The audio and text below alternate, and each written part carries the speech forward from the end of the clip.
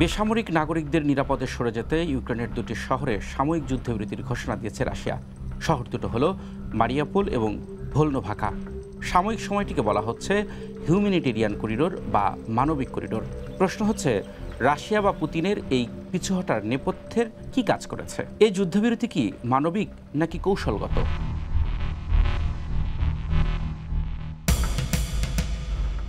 প্রথমেই আসা যাক যুদ্ধবিরতির আওতায় আসা দুটি শহর প্রসঙ্গে। কৌশলগত দিক থেকে ইউক্রেনের মারিওপোল এবং ভোলনোভাকা শহর রাশিয়া ও ইউক্রেন দুই পক্ষের কাছেই গুরুত্বপূর্ণ।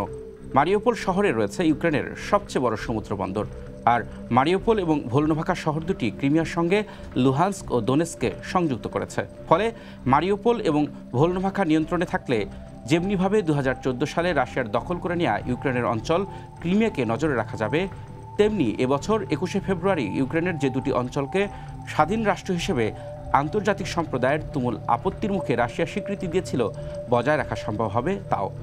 এছাড়া সম্ভব হবে ইউক্রেনের রাজধানী কিয়েভ দখল করে পুতিনের কথিত নিরস্ত্রীকরণ পরিকল্পনা কার্যকর করা।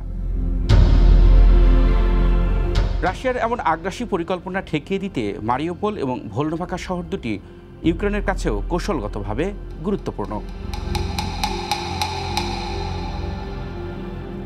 নিজ ভূখণ্ড সম্পর্কে তাদের যে সম্যক ধারণা তার সুবিধাও নিচ্ছে ইউক্রেন বাহিনী। ফলে বিভিন্ন স্থানে রুশ বাহিনীকে খুব দক্ষতার সঙ্গে রুখে দিতে পারছে তারা, যা রুশ বাহিনীর কাছে ছিল অপ্রত্যাশিত। এছাড়া এত কঠোর বাধার মুখে পড়তে হবে তাও ভাবতে পারেনি পুতিন। এবার আসা যাক এত গুরুত্বপূর্ণ অঞ্চলে রাশিয়া কেন যুদ্ধবিরতি দিতে বাধ্য হলো, কেন পিছু হটলেন পুতিন সে প্রসঙ্গে। ধারণা করা হয়েছিল যুদ্ধ শুরুর অল্প কয়েকদিনের মধ্যেই ইউক্রেনের রাজধানী কিয়েভ রাশিয়ার নিয়ন্ত্রণে চলে যাবে। রাশিয়ার অত্যাধুনিক অস্ত্রের সামনে দাঁড়াতেই পারবে না ইউক্রেন। কিন্তু পুতিন বাহিনী 10 দিনেও কিয়েভে ঢুকতে পারেনি। এর পেছনে কাজ করেছে ইউক্রেনের প্রতিরোধ যোদ্ধাদের বেশ কিছু কৌশল। তারা যুদ্ধক্ষেত্রে খুব দক্ষ ও ছোট ছোট প্রতিরক্ষা বাহিনী মোতায়েন করেছে। নিজ ভূখণ্ড সম্পর্কে তাদের যে সম্যক ধারণা তার সুবিধাও নিচ্ছে ইউক্রেন বাহিনী। ফলে বিভিন্ন স্থানে রুশ বাহিনীকে খুব দক্ষতার সঙ্গে রুখে দিতে পারছে তারা, যা রুশ বাহিনীর কাছে ছিল অপ্রত্যাশিত। এছাড়া এত কঠোর বাধার মুখে পড়তে হবে তাও ভাবতে পারেননি পুতিন। বাড়ছে রুশ পক্ষে হতাহতের সংখ্যা, পাশাপাশি পশ্চিমা নিষেধাজ্ঞার জেরে রাশিয়ার অর্থনীতি পড়েছে চাপের মুখে। সাময়িক যুদ্ধবিরতি দিয়ে পুতিন কি সেই চাপ কিছুটা হালকা করার চেষ্টা করছেন? পিছু কেবল পুতিন হটেছেন এমনটি নয়, পিছু হটেছেন পশ্চিমারাও। রুশ হামলা প্রতিহতে ইউক্রেনের আকাশসীমায় বিমান উড্ডয়ন নিষিদ্ধ করতে ন্যাটোর প্রতি নো ফ্লাই জোন ঘোষণার আহ্বান জানিয়েছিল কিয়েভ। তবে ইউক্রেনের প্রেসিডেন্টের সে আবেদনকে কোনো পাত্তাই দেয়নি ন্যাটো। পশ্চিমা সামরিক জোটের প্রধান বলেছেন, রাশিয়ার ক্ষেপণাস্ত্র ও বিমান হামলা থেকে ইউক্রেনকে সুরক্ষা দিতে গেলে ন্যাটো বাহিনীকে রুশ বিমান ভূপাতিত করতে হবে। এ পদক্ষেপের কারণে যুদ্ধ বেজে যেতে পারে পুরো ইউরোপে। আর সে কারণে রাশিয়া ইউক্রেন যুদ্ধে নিজেদের না জড়ানোর সিদ্ধান্ত নেওয়া হয়েছে। NATO is a defensive alliance. Our core task is to keep NATO প্রতিরক্ষামূলক জোট। আমাদের মূল লক্ষ্য 30টি দেশকে নিরাপদ রাখা। আমরা এই যুদ্ধের অংশ নই, তবে এই যুদ্ধ যাতে ইউক্রেনের বাইরে ছড়িয়ে না পড়ে সে দায়িত্ব আমাদের রয়েছে।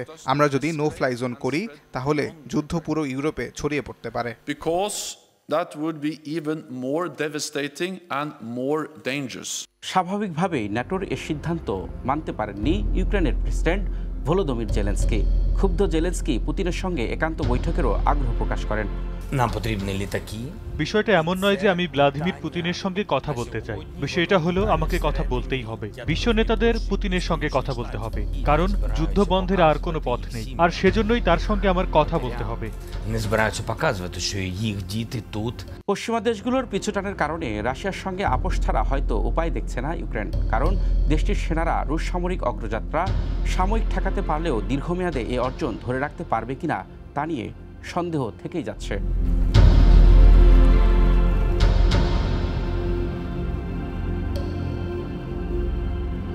ইউক্রেনে কাঙ্ক্ষিত সামরিক লক্ষ্য অর্জন করতে রুশ বাহিনীর জন্য সবচেয়ে গুরুত্বপূর্ণ রাজধানী কিয়েভের নিয়ন্ত্রণ। এ লক্ষ্যে রুশ সেনারা সাজোয়াজানের 60 কিলোমিটার দীর্ঘ একটি বহর নিয়ে কিয়েভের উদ্দেশ্যে যাচ্ছিল। যুদ্ধবিরতি শুরু হলেও সেই বহর কিন্তু বহাল তবিয়েতেই রাখা হয়েছে। বলা হচ্ছিল প্রয়োজনীয় রসদের ঘাটতির কারণে চরম আঘাত আনতে পারছেন না পুতিন।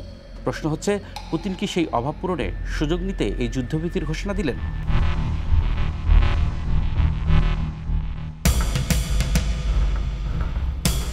এছাড়া বেসামরিক লোকজনের হতাহতের কারণেও সমালোচিত হচ্ছিল রুশ বাহিনী। পুতিনের পাল্টা অভিযোগ ছিল সাধারণ মানুষকে মানবঢাল হিসেবে ব্যবহার করছেন ভলোদিমির জেলেনস্কি। সাময়িক যুদ্ধবিরতিতে বেসামরিক নাগরিকরা নিরাপদে সরে যাবেন, এমনটাই প্রত্যাশা করা হচ্ছে। প্রশ্ন হলো, নির্মম সামরিক অভিযানের বাধা দূর করতেই পুতিন এই মানবিক করিডোরের কৌশল নিয়েছেন কিনা।